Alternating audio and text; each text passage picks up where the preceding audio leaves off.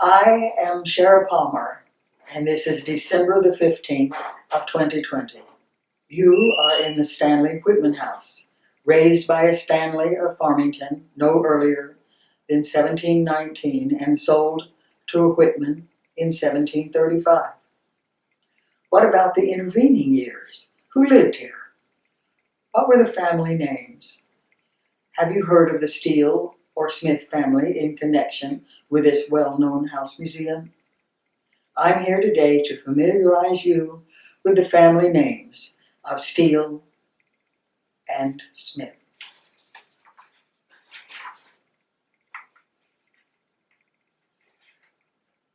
Why are we interested in Ebenezer Steele, who had been born in Farmington the last of April 1671, to Samuel Steele of Farmington and his wife Mary Boosie Steele of Wethersfield?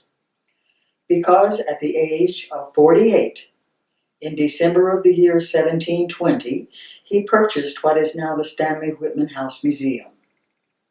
Then a newly built dwelling on approximately 6 acres of land, along with 3 other lots from the local well-known Stanley family for £100. Certainly, many of the Farmington Stanleys were known to Ebenezer, because their names and accounts are found frequently throughout Ebenezer Steele's latest book of accounts, which every man kept. Deacon John, Nathaniel, Thomas Jr., Thomas of Durham, Connecticut, Timothy and Samuel, all Stanleys, are all there. So it is safe to assume that they have been interacting for many years, both socially and in business. Ebenezer Steele lived only 640 plus days as the owner of the Stanley-Whitman House before he died on October the 6th of 1722 at the age of 50, and he was buried by local customer Sergeant Samuel Hooker, who was paid 3 shillings for digging the grave.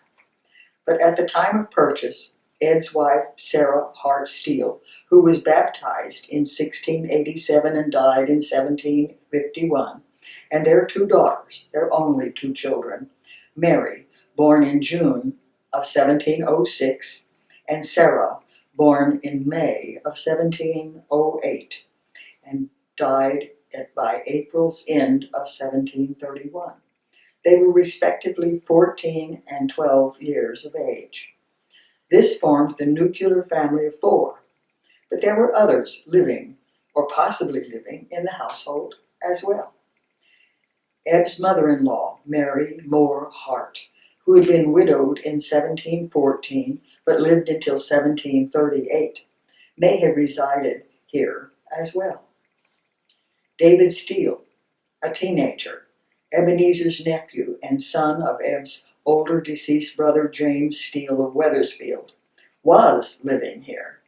Young David had been invited into the household on a permanent basis and was to have an inheritance, so long as he promised to serve Aunt Sarah if anything should happen to Uncle Eb. It was not to be. After Ebenezer's death, David accepted the guardianship of Samuel Judd, his uncle's close associate, and went to live with Judd. Gershom Lewis, a local man who was born in 1690 and had a dubious reputation, lodged with and worked for Steele from October the 18th of 1719 until November the 16th of 1721, when their personal relationship took a very bad turn for the worse, and he left. Joseph Jennings was a young mulatto born in 1702, almost certainly in the town of Hartford. He worked as a paid employee for Steele, as a farm laborer and an animal caretaker. He had been under the guardianship of 3 separate men, one of them a Stanley, since he was a very young child. Black female servant Thankful Smith came late to the household, even though there is no evidence of any kind that Ebenezer Steele was ever a slave owner. This servant, and that's the way she was referred, came to live with them May the 1st, 1722, only months before Ebb's death in October of that year. With the information we have, so many questions still remain unanswered. Was this newly acquired house and lot purchased as a new home for the nuclear family? Was it purchased for them and close employees of the moment? Was it meant to house only lodgers or employed workers? Was it purchased as a speculative investment?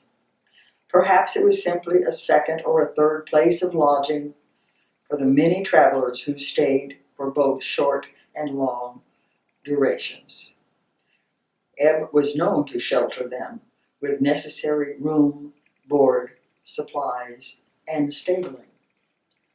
Always at his side was brother-in-law and friend John Hart, who was born in 1684 and died in 1753.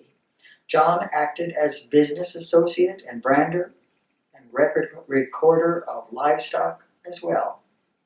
He was a man so trusted by the family that he served as the executor of Ebenezer Steele's estate, collecting both good and bad debts to benefit the family for years and years after Ebb's passing. Ebenezer's association with this house would last for years beyond his death in 1722.